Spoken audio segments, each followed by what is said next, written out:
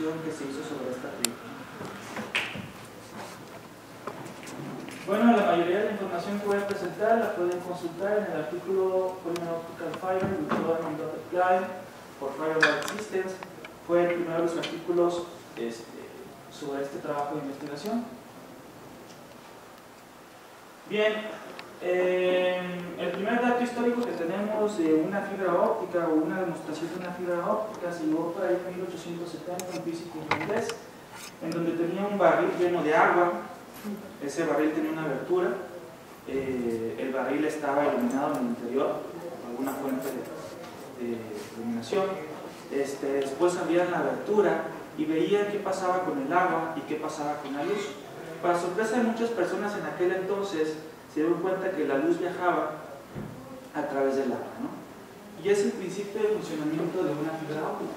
Es decir, una fibra óptica es un medio a través del cual podemos hacer circular la luz y podemos controlar su trayectoria con bajas pérdidas. Hoy en día tenemos distintos tipos de fibras ópticas. La más comercial es la que le llaman la Step Index, que se compone de un núcleo que está rodeado por un revestimiento, ¿no? Y es en el núcleo donde hacemos pasar la radiación o la luz que circula a través de él y puede viajar de un extremo a otro extremo de la fibra. Básicamente hay dos condiciones que debemos de cumplir para conseguir que la luz viaje por el interior de la fibra con pocas pérdidas.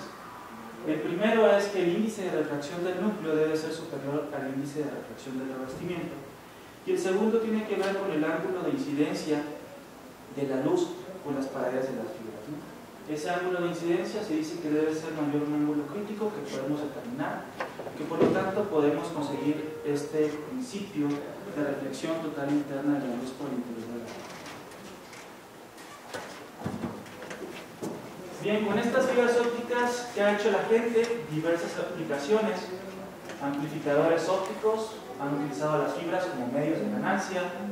El más conocido es en el ámbito de telecomunicaciones para enviar información de un lado a otro. Hay gente que trabaja en el desarrollo de sensores con fibras ópticas y yo estoy trabajando ahorita en el desarrollo de sistemas de iluminación con fibras.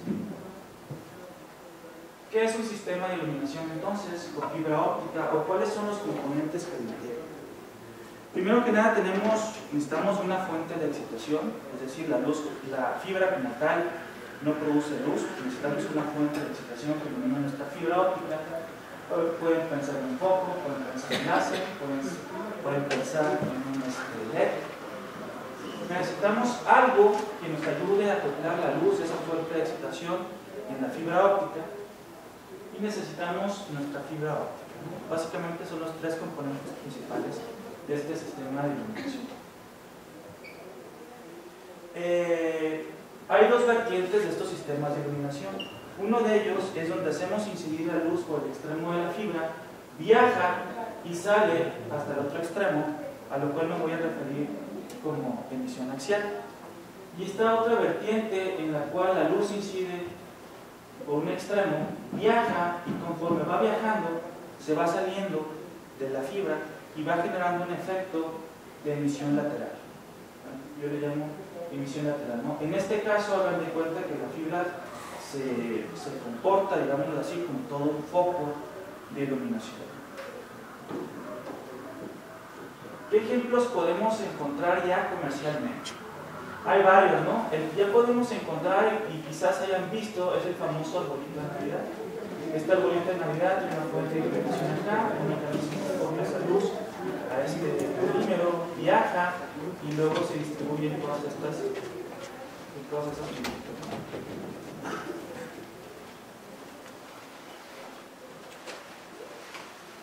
Bueno, esta es una combinación de un efecto de emisión lateral con emisión axial. Pueden ver que las puntitas de las fibras se están iluminando. Tenemos lámparas, imágenes.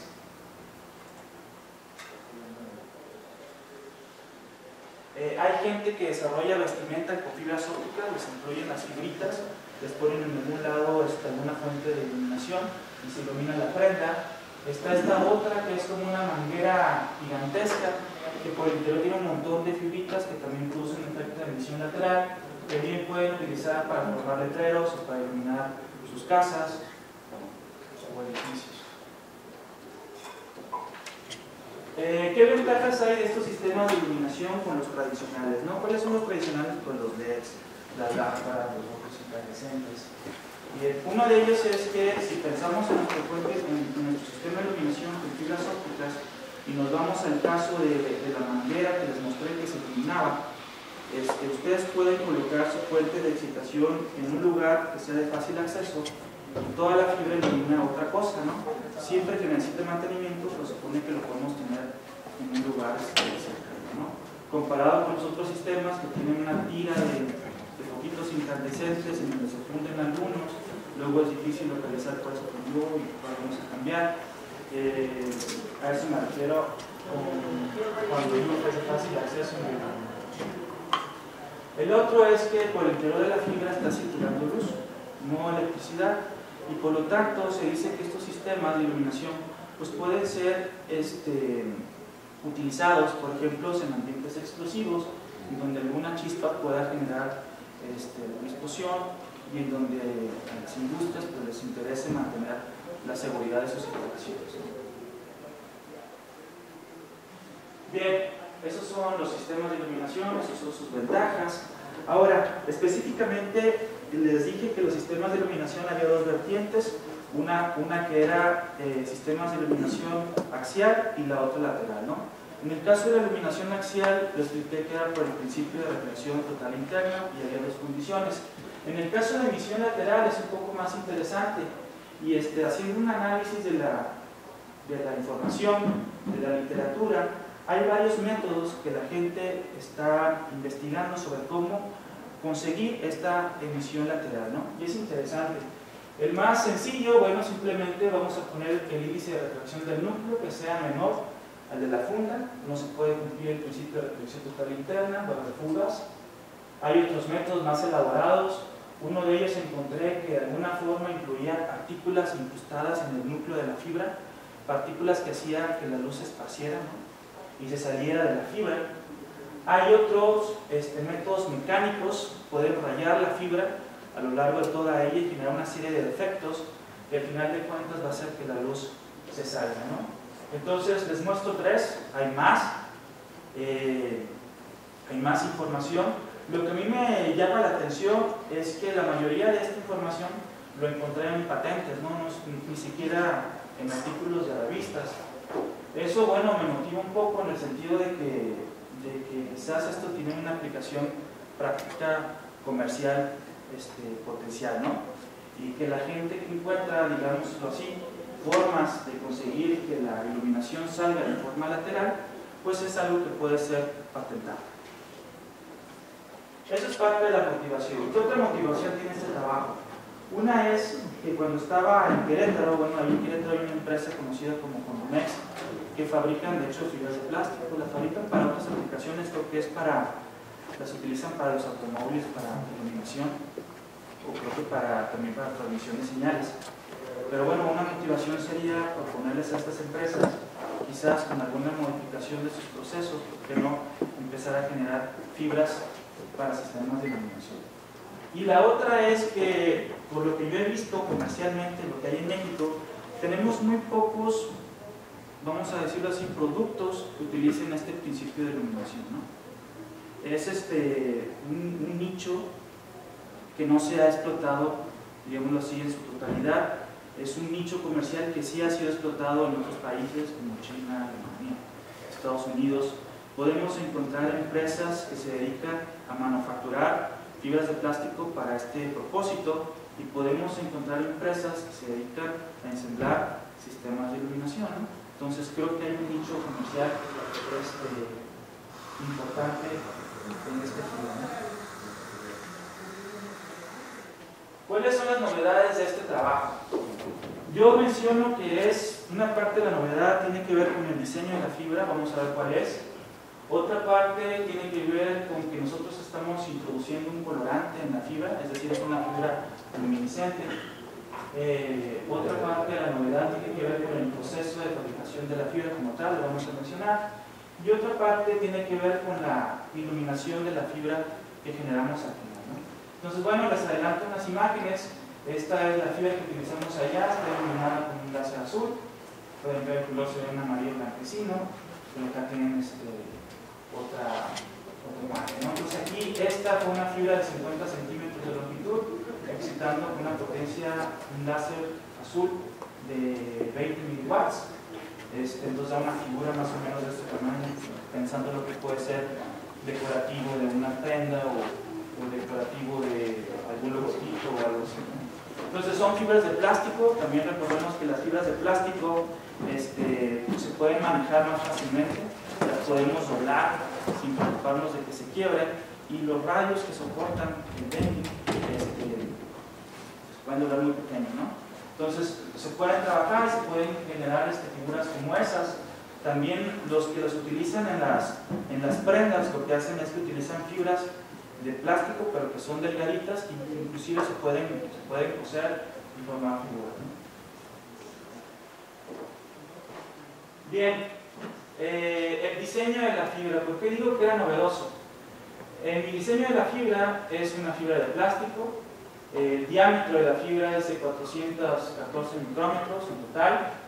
Se compone de un núcleo que es transparente, de PMMA, y un revestimiento que rodea el núcleo.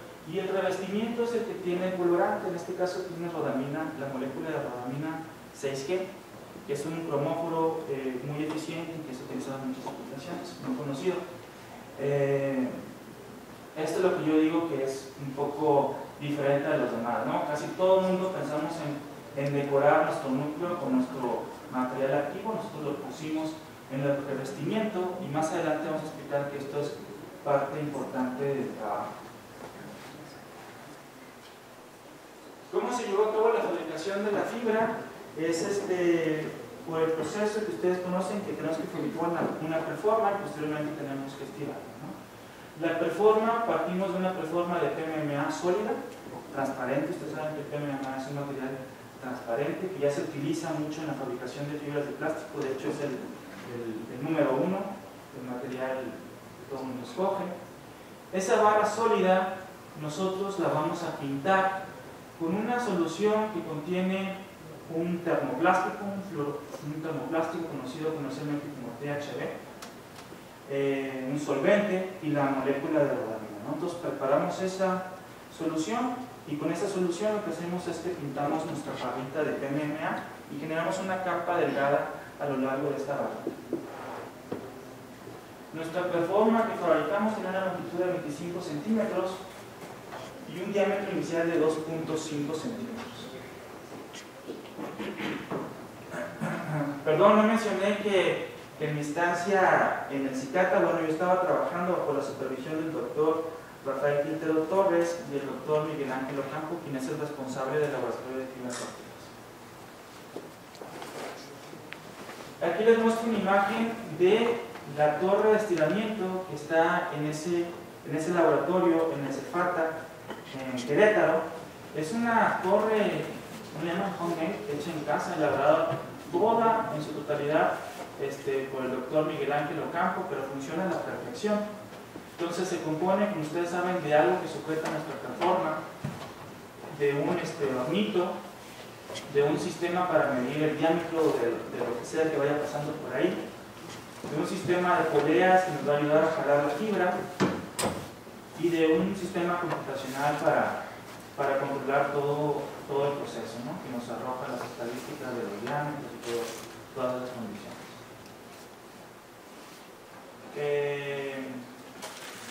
¿Cómo opera? Bueno, el funcionamiento tenemos nuestra preforma. La preforma la empezamos a introducir en el horno. Se empieza a calentar la preforma alrededor de 200 grados Celsius, temperatura suficiente para que se empiece a emblandecer el material. La punta de la preforma entonces empieza a ablandecer. Imaginemos como la miel que va cayendo de un recipiente por acción de la gravedad. A eso le llaman la gota que va cayendo, y esa gota la podemos empezar a jalar y la metemos entonces en las poleas para que la jale de una forma controlada, ¿no? Entonces, controlando la velocidad a la cual estamos introduciendo nuestra preforma en nuestro sistema y la velocidad a la cual estamos jalando, pues somos capaces de controlar el diámetro final de nuestra fibra óptica con errores de más o menos 5 micrómetros, 10 micrómetros, una cosa así, en principio. Bien, esta es una imagen de la performa después de hacer jalada. Aquí se ve cómo se estiró. Esta es una imagen de todo el rollito de fibra que conseguimos, o bastantes metros, pienso que más de 50 metros. Tiene un color rosita característico de la rodamina.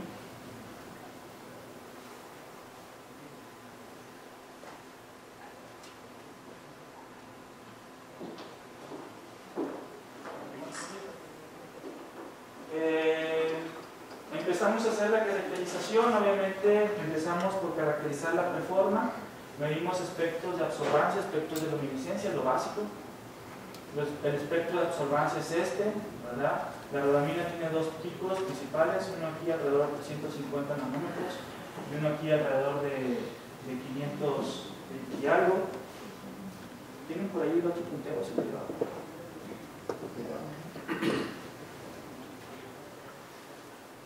Ese es el espectro de absorbancia. Bueno, lo primero que hicimos fue compararlo con lo que hay en la literatura. Lo comparamos con el espectro de absorbancia de etanol, rodamina disuelta en etanol, es básicamente el mismo espectro. Entonces, les iba a mencionar que aquí pues, se ve que tenemos las dos bandas de excitación, de 750, 520 y algo, pero nosotros estamos utilizando esta pequeña bandita de 400 nanómetros, ¿no? Y a pesar de que se ve muy poquito, es suficiente para quitar la rodamina. Los espectros de emisión de la preforma, lo que estoy mostrando ahí, ese es el espectro de emisión excitando la primera con un láser de 532. Es ancho, ¿verdad? Un ancho de banda cerca de 50 nanómetros, con un pico máximo alrededor de 570 y algo. Le excitamos también con el láser azul, es básicamente el mismo espectro por la regla de Cauchy que ustedes deben de conocer. Bueno, ahora sí vamos a pasar con la caracterización de la fibra. Primero les muestro imágenes de la sección transversal de la fibra. El diámetro, después de jalar esa preforma, nos dio un diámetro final de 414 micrómetros. Esta imagen se tomó iluminando la fibra por uno de los extremos y el otro extremo pulido lo veíamos con la ayuda de un microscopio óptico, entonces por eso tiene ese color rojizo. No sé si alcancen a apreciar, hay un contorno que tiene una tonalidad diferente, muy delgadito, ¿no? Se ve más rojito la orilla que el centro.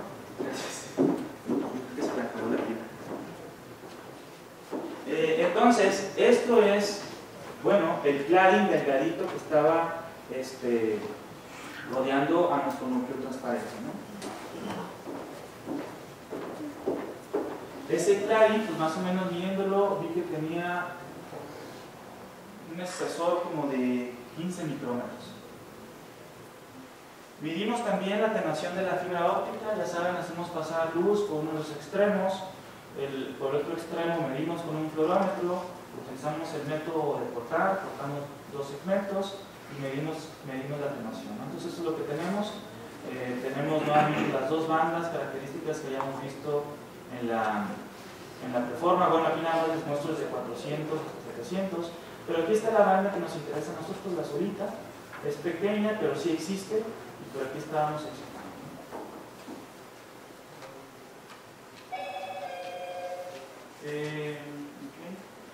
La atenuación, digamos por aquí, anda alrededor de 5 decibeles por metro. Es una atenuación aceptable para aquellos que fabricamos fibras ópticas hechas en casa de cosas raras, ¿no? Andan por ahí. Pues, ustedes saben, las fibras comerciales pues ya andan en el orden de punto algo decibeles por kilómetro, ¿no? Los que se utilizan para enviar información. Las hechas en casa, bueno, pues es aceptable, ¿no? Vamos a decirlo así. Son cosas que se pueden mejorar. Espectros de luminiscencia. Se midieron espectros de luminiscencia, estábamos interesados en medir los espectros de luminiscencia axial y lateral. Para el axial pues excitamos por un lado y medimos por el otro, y para el lateral excitamos por un lado y medimos de forma perpendicular en alguna posición de la fibra óptica.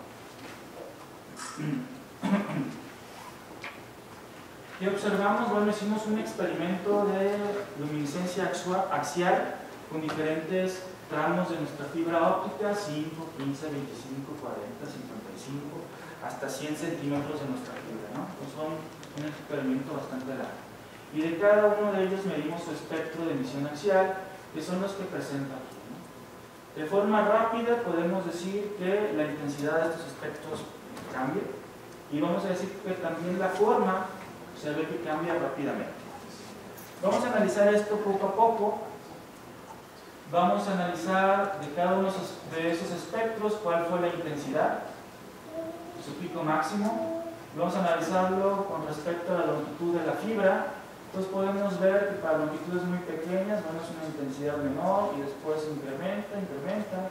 Vamos a decir que alrededor de 25 centímetros fue la fibra que tenía una emisión axial más fuerte. Está normalizado obviamente, y después conforme incrementamos la longitud de la fibra va cayendo, ¿no?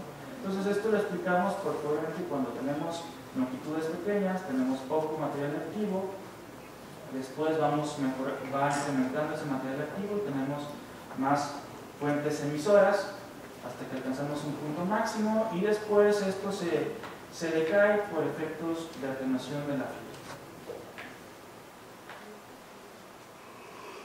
Bien, ahora vamos a analizar la longitud de onda pico, es decir, en qué longitud de onda alcanzamos el máximo y cuál fue el ancho de estos espectros medidos a media altura. Lo hicimos de cada uno de los espectros y los resultados los muestro en esta gráfica. Primero vámonos con el ancho de banda. El ancho de banda es esto, los negros. Incrementa con la longitud de fibra de menos de 25 centímetros, que es la longitud. El pico, la longitud de onda pico estaba alrededor de 598 nanómetros, y para longitudes más grandes, vámonos al extremo, una longitud de 100 centímetros, el pico máximo estaba en 616 nanómetros. Entonces eso es lo que observamos. En este punto vale la pena comentarles que estos fenómenos que observé, pues ya los ha observado mucha gente, ¿no? Hablo de el corrimiento de la longitud de onda pico y hablo de que se está ensanchando estas bandas de luminiscencia, ¿no? Por ejemplo, yo mismo lo reporté hace algunos años en otras fibras de telurito que eran dopadas con helios, en este caso están en la región infrarroja, pero también conforme incrementaba la longitud de la fibra veíamos cómo este pico se iba desplazando y veíamos cómo se hacía más grande el ancho, ¿no? Esto es en fibras de telurito dopadas con herbio, pero también hay gente que ha trabajado en fibras de plástico dopadas con rodamina, ¿no? Está este señor Yang Li, es una fibra óptica polimérica dopada con rodamina. En su caso le llaman, es un step index, ¿verdad? Un núcleo rodado por un revestimiento, y él también nota lo mismo, ¿no? El pico se mueve esta es a una longitud menor, esta es una longitud mayor, de 570 y algo hasta 633, y se va haciendo más ancho.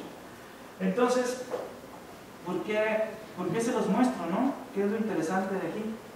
Lo interesante fue que nos sorprendimos cuando vimos el efecto, porque nosotros no estábamos manejando una fibra convencional, nosotros estábamos manejando en lo que les mostré en la literatura, manejaban un núcleo dopado con el material activo y un revestimiento transparente.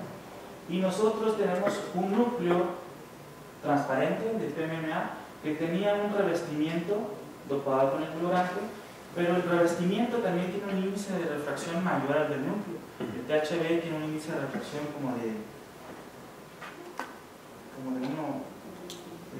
tiene un índice de refracción menor al del núcleo. El THB tiene un índice de refracción como de 1.3 y el PMMA tiene un índice de refracción alrededor de 1.4. Entonces, bueno, nos sorprendió ver estos efectos aún con este diseño, y por eso fue que se los muestro. Y de hecho eso fue lo que reporté en el primer artículo, y bueno, me lo aceptaron. Parece que a la gente también le resultó interesante, ¿no?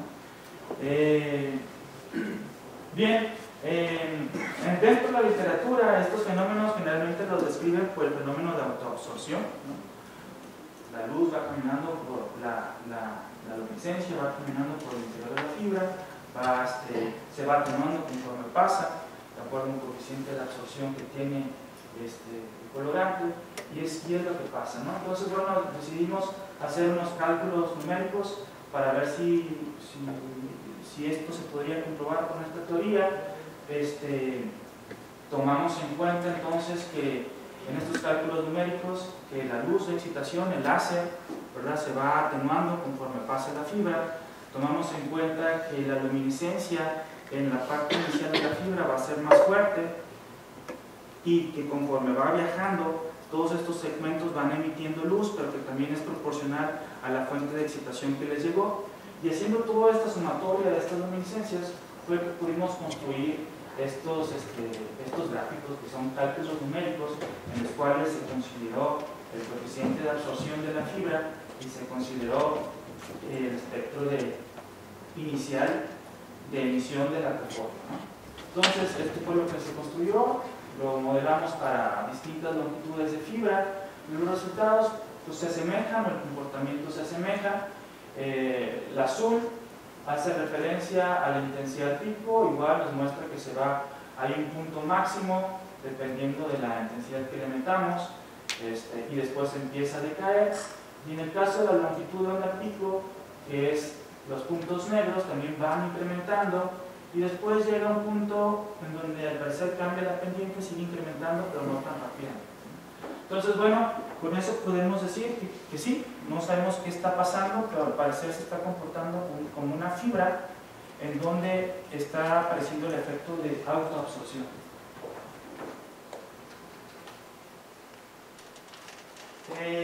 De emisión lateral nos interesaba ver, tomar fotografías de nuestra fibrita, ¿no?, con perpendicular a ella, para ver si había algunos centros emisores fuertes de emisión lateral. Entonces, lo excitamos con un helio neón y lo excitamos con el azul.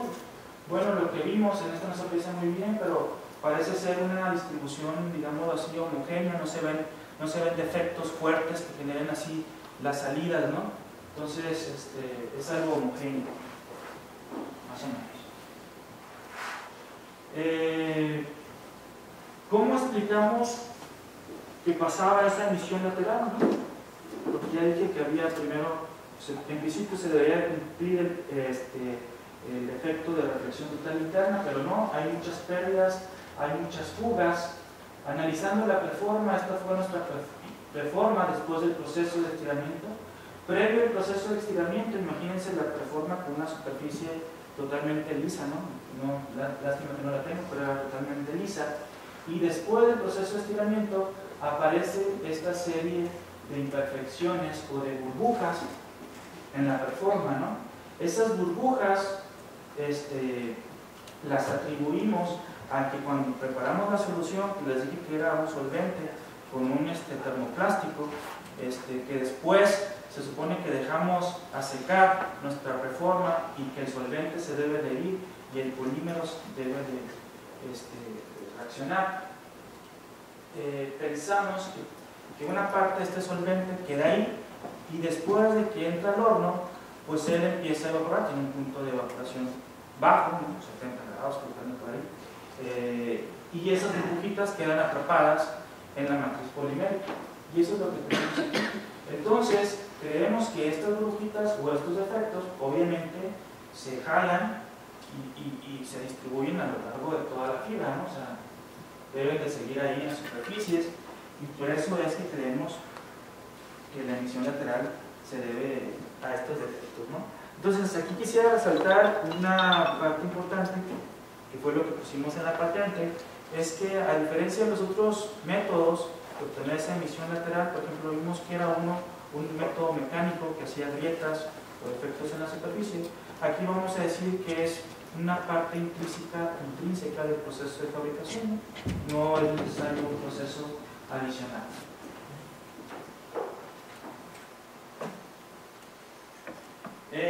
La emisión lateral es interesante desde el punto de vista comercial, no tan interesante desde el punto de vista científico. Tomamos un espectro de emisión lateral, como ya les dije, coloqué la fibra, una fibra para capturar la información, fibra motion optics, y tomamos este espectro, ¿no? Lo interesante es que vemos que hay una parte de la fuente de excitación del láser y hay una parte de emisión de la rodamina. Y entonces el color que nosotros vemos, ese amarillo blanquecino, es una combinación de ambas fuentes, ¿no? Una de la fuente de excitación y otra de la fuente de emisión de la rodamina.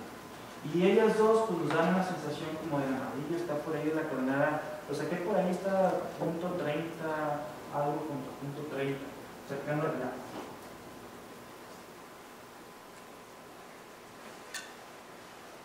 Bueno, regreso a mostrarles las imágenes de la fibra iluminada. Este es con el láser azul, se ve un amarillo blanquecino.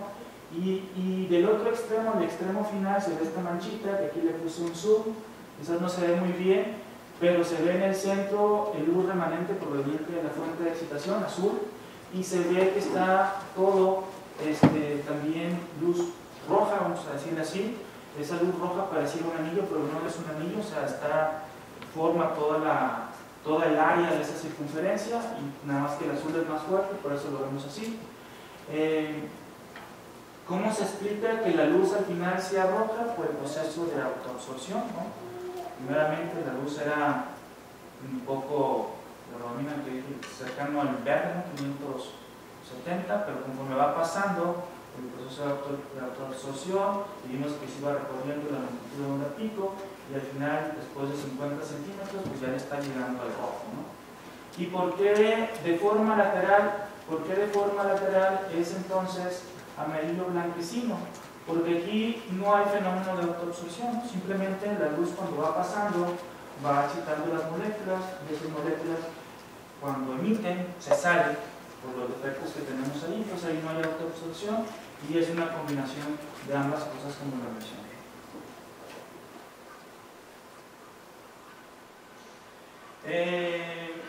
A los que han trabajado con rodamina quizás me puedan cuestionar que es un cromóforo que es susceptible a degradarse, ¿no?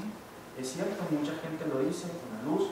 Si ustedes ponen un recipiente con alcohol y rodamina disuelta ahí y lo dejan en la luz del sol, después de un tiempo eventualmente esa solución va a cambiar de un color rojizo a un color transparente, evidenciando que la rodamina se degradó, se rompió.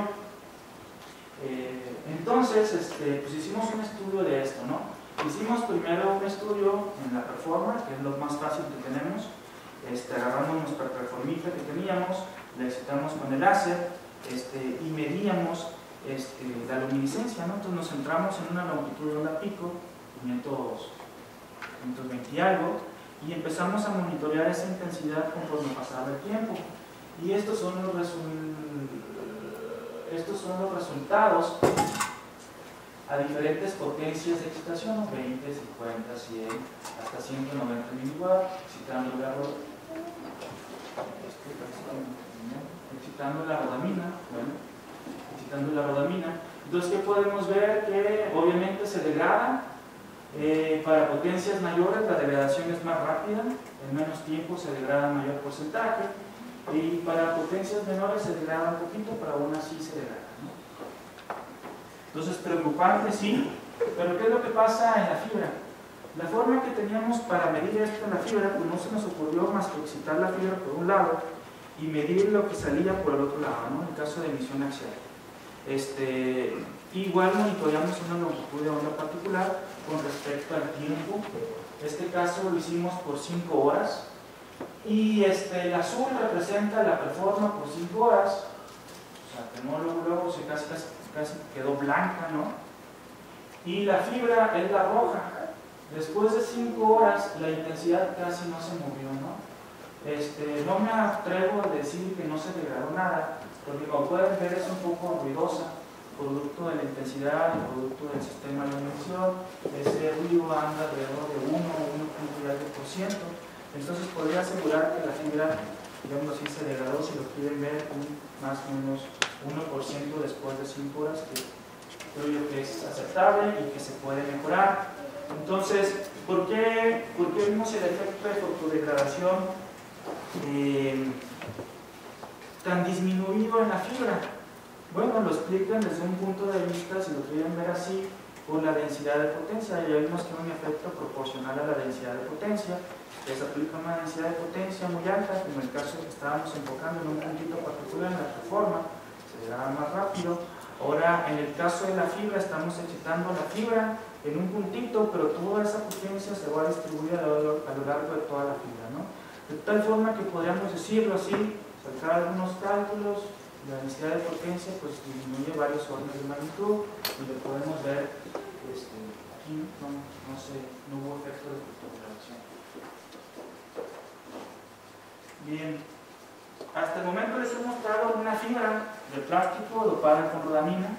También me podrían decir, ¿y qué pasa? ¿Es reproducible? ¿Lo han hecho otras veces? ¿Verdad?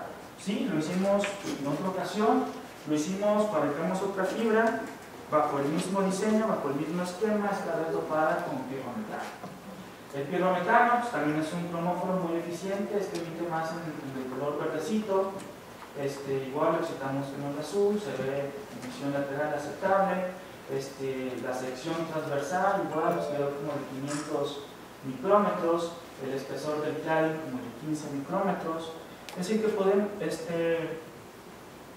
estamos convencidos de que podríamos llegar a controlar el espesor del clay al controlar el proceso de pintar nuestra barreta, ¿no? En general les puedo decir que son resultados similares. Esos resultados bueno, también los publiqué. Si gustan más información lo pueden consultar en este artículo. También en ese artículo una ingeniera que está haciendo una maestría hizo un estudio muy bonito sobre qué es lo que pasa, cómo se fotodegrada el pirrometano, cuáles son sus mecanismos. En otra ocasión les invitan a ella, porque ya todavía no lo vi mucho, pero está bonito también ese artículo. ¿Y qué pasa con la degradación? Bueno, igual, no observamos degradación en el pirrometano. Aquí nada más lo hice por 200 segundos a diferentes potencias. Aquí nos conseguimos un láser de mayor potencia, hasta 190 miliwatts, 200 segundos, no vimos nada de degradación. Decidimos incrementar la potencia para eliminar los problemas que hubiéramos tenido con nuestros sistemas de medición. Ya saben que sistemas de medición con tiempos muy prolongados afectan al detector, la temperatura y esas condiciones. Entonces recortamos los tiempos, pero incrementamos las potencias de excitación. No vimos degradación. A diferencia, este estudio también lo hicimos, preparamos películas de pirrometano que no muestro aquí, de diferentes concentraciones. Se excitaron estas mismas potencias y se ve claramente cómo cae la intensidad. Bien, entonces, ¿qué he mostrado? ¿Qué son sistemas de iluminación? Les mostré un proceso de fabricación de unas fibras ópticas. Espero yo que los haya convencido de que gracias a estos defectos es que podemos utilizar estas fibras para el desarrollo de sistemas de iluminación. Y con esto es todo, espero que haya sido de su agrado.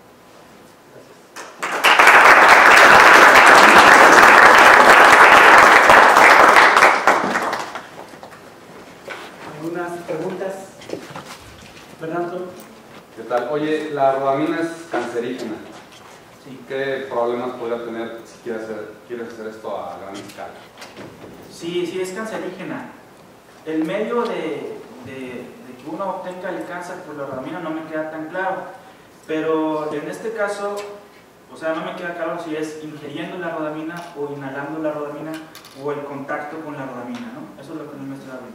Pero lo que les puedo decir es que ninguno de estos tipos de contactos pasan porque la rodamina está inmersa en una matriz polimérica, ¿no? Entonces, cuando tocamos la fibra no estamos tocando, digamos, la rodamina, tampoco no le estamos inhalando. Pero más bien me refiero al proceso de preparación. Ok, el proceso de fabricación quizás podría ser, ¿no? En este caso se podrían tomar algunas medidas preventivas, ¿no? Usar mascarillas o ustedes vieron que el proceso era mezclar la rodamina con un solvente y después pintar nuestra preforma. Ahí obviamente tenemos el contacto de la rodamina en polvos que la podemos oler sin mascarillas, y en el proceso de fabricación si hay una temperatura y podríamos decir que quizás hay gases, ¿verdad? En esa parte habría que estudiar. Y la segunda pregunta, ¿qué tanto control tienes sobre la reforma? Porque haces la capa, no sé, la metes, la sacas, sí, y eso tiene control sobre ellos. O sea, si haces 100 kilómetros de esta fibra, los 100 kilómetros van a tener relativamente las mismas propiedades como para que lo puedas hacer comercial. ¿O es algo que no han explorado? Sí, claro, no es algo que no hemos explorado. Lo que hemos hecho es que las imágenes de la sección transversal que tomé, es así, pues, tomé de varios cachitos de fibra y parece que anda por ahí de 15 micrómetros más o menos algo, ¿no? Entonces parece que es homogéneo, ¿no? El espesor se podría llegar a controlar, no lo hemos hecho, es otro estudio que queremos hacer variando el espesor, pero imagínate que tú la pintas, la dejas secar y después la puedes volver a pintar y secar, pintar y secar, pintar y secar, y podríamos llegar a controlar el espesor, ¿no? Pero no lo hemos hecho. Gracias. Enrique Castro. Sí, bueno, varias cosas. Uno, decías que el polímero en el que preparas la rodamina tiene un índice de refracción menor que el claving, ¿no? Que el núcleo, perdón. Que el núcleo, sí. Pero al ponerle rodamina seguramente cambia significativamente el índice de refracción, porque la rodamina justamente tiene propiedades ahí eléctricas fuertes en esa región, ¿no? Ok. Entonces, a lo mejor podría ser. O sea, ya la mezcla Ajá. ya no necesariamente tiene un índice de refracción más bajo, ¿no? Okay. No lo he medido, ¿eh? Esa es buena pregunta. Pero si se les va la luz por la fibra, no, ¿cierto? ¿Cómo? Sí, porque necesitas que el índice de arriba sea, ¿cómo se llama? Más bajo. De afuera sea más alto. No, para que tengas reflexión. Ah, bueno, para que interna, tengas... Para que se guíe. para que guíe. Exacto, Sí. sea más... Pero si al final del túnel ven luces. Sí, exacto. No digas, es un buen punto. Sí. Luego, no sé si han intentado hacer, digamos, tú dices que el efecto de las burbujas es importante, ¿no? Del recubrimiento. No se lo hayan intentado hacer sin rodamina para ver, digamos, solamente el efecto sin fluorescencia de las burbujas, como centros de escape, digamos. Eso está bueno. No, está pendiente. Pero podrían intentar eso. Sí, está en la lista de pendientes, sí, está bueno. Oye, si me pones a la patente te doy otra más. Me puedes poner en partículas. Yo tenía esa idea.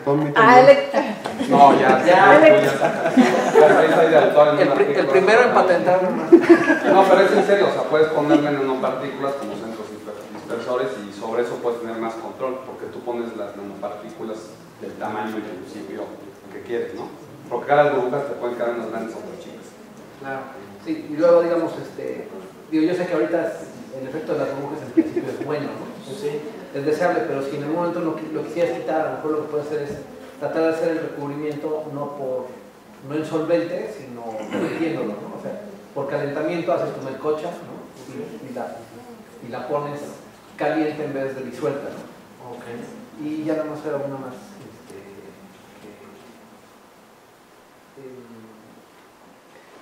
Que no sé si hayan considerado la posibilidad de que el proceso de pintado de la preforma y todo eso se haga en una atmósfera inerte y luego aparte le pongan un segundo recubrimiento de tal forma que evites la degradación.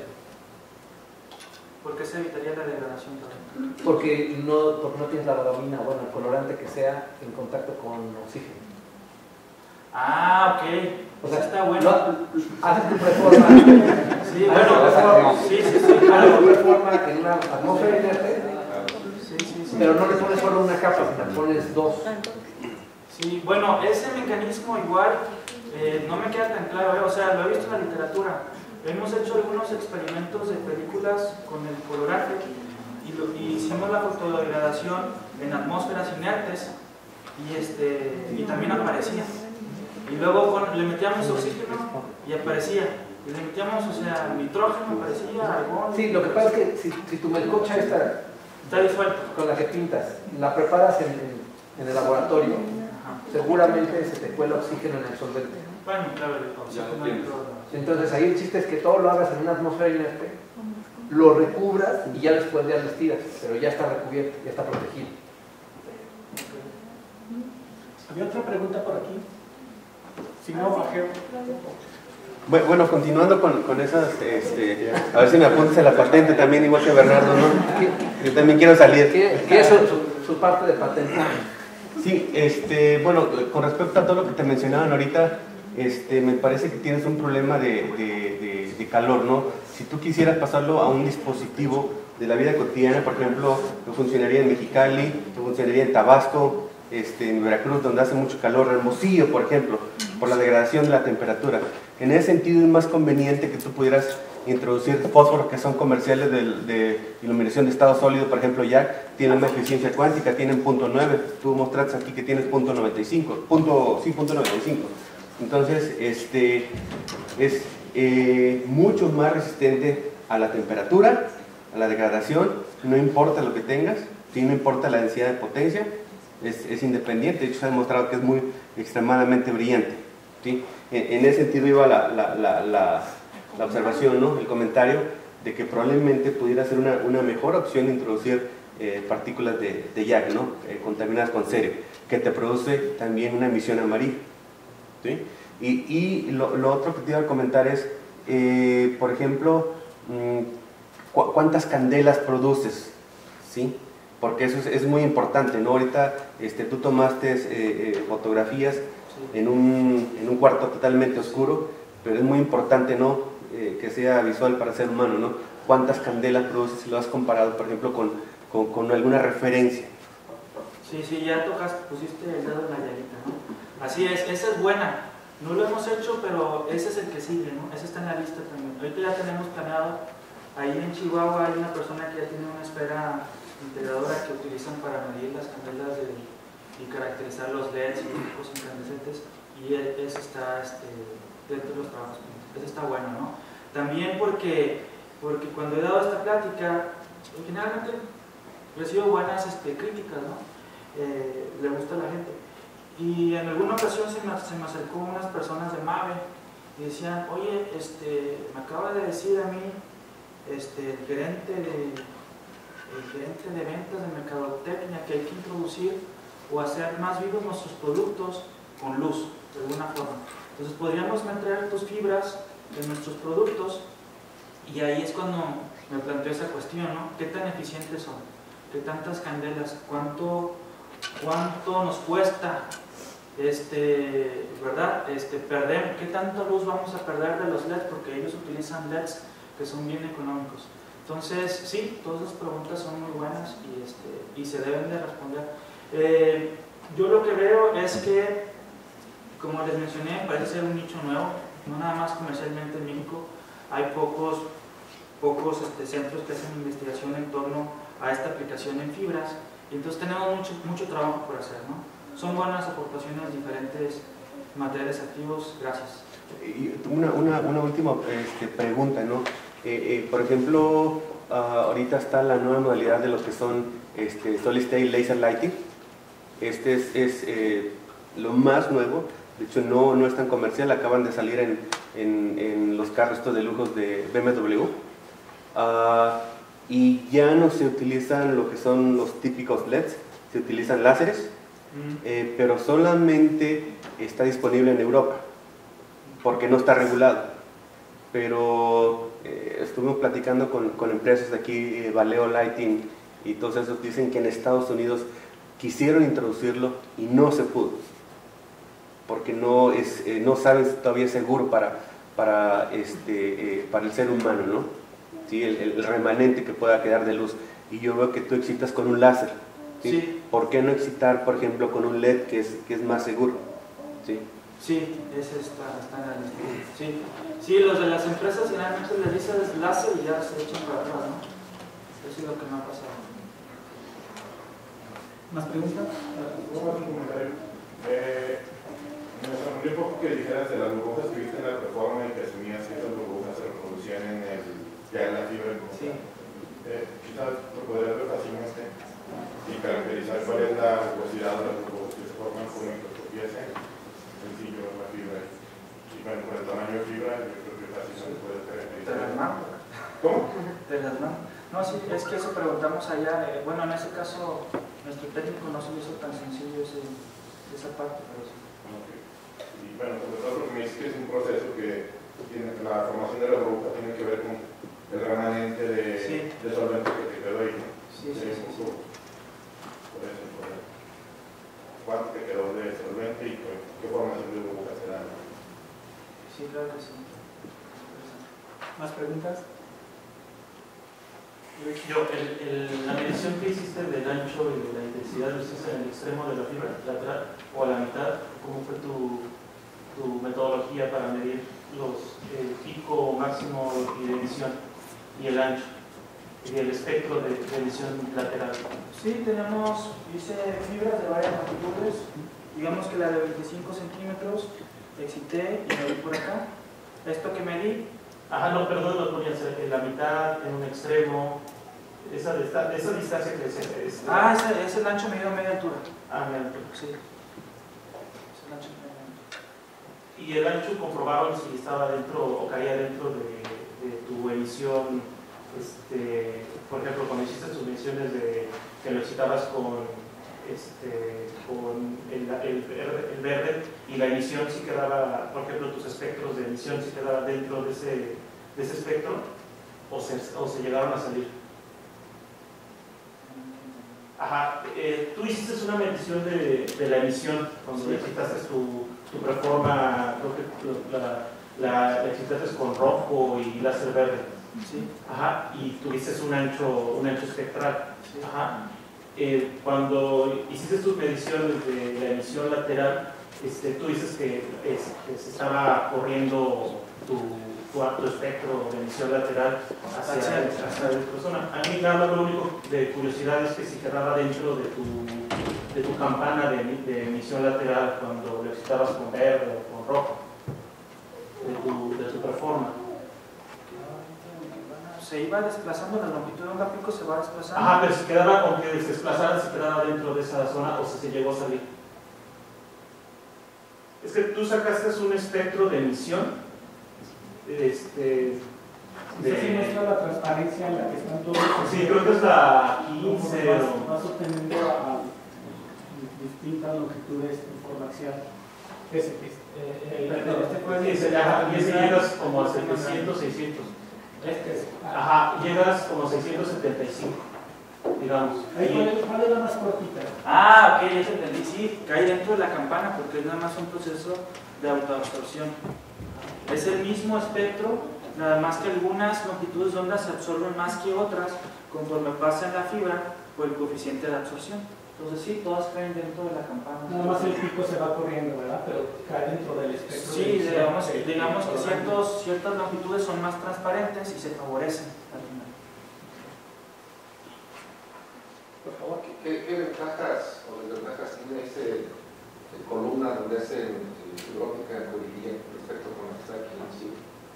No la conozco la que está aquí, pero seguramente una diferencia es que el horno tiene dos fases de calentamiento, entonces digamos que está dividido en dos partes y podemos controlar la temperatura de esta parte y la de esta otra parte, ¿no? Entonces, por ahí algunas empresas así lo hacen, ¿no? He visto que manejan varias etapas en el proceso de estiramiento y eso lo hacen para que cuando va caminando el polímero se vaya preparando para el proceso final de estiramiento, ¿no? No es tan fácil como con los vidrios, que con los vidrios tú pones una temperatura y está muy dura, súbele, y le subes, no, no, bájale, y le baja rápidamente, y el vidrio se adecua rápidamente a esos cambios. El polímero no, el polímero hay que hacerlo así, despacito y con unas condiciones así, ¿no? En todo el proceso nunca se modificaron, por ejemplo, esas dos temperaturas. Maribel. Sí, la concentración de rodamina que utilizas para hacer tu performance, ¿es mucho la concentración o es poca? No sé si lo mencionas. En cuanto a proporción, solvente, rodamina y cuando lo aplicas. Está por ahí en el artículo, no lo recuerdo, pero estaba llegando casi al punto de saturación del polímero. O sea, ya no podíamos meterle más. Sí. Oye, y aparte, si empiezas a aplicarla para sistemas comerciales de iluminación, que no sé si hayas hecho pruebas más extensivas a más de 5 horas, porque obviamente si vas a usarla para sistemas de iluminación, Sí, a veces me emociono cuando hablo, pero sí, estamos lejos, ¿no? Estamos lejos. Hace falta estudios más extensivos, como ese que tú planteas, ¿no? 5 horas no es suficiente. Te digo, es difícil para nosotros hacerlo más tiempo porque ya otras variables juegan un papel, como la temperatura, el reflector, todas esas cosas. Pero quizás incrementando las potencias de excitación, habría que checar las normas. Estamos lejos. ¿Listos? Ok. Muchas gracias. Gracias nuevamente.